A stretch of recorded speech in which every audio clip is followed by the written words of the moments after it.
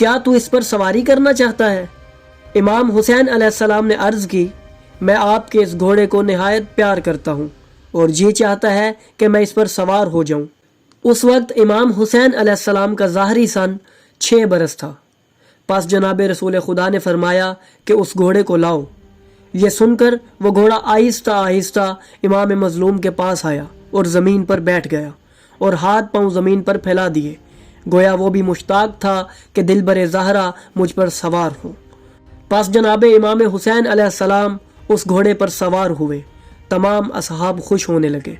इस मलकूती कैफियत को देखकर रसूल खुदा को कुछ याद आ गया और आपने गिरिया करना शुरू किया, यहाँ तक कि आपकी दाढ़ी मुबारक आंसुओं से तर हो गई।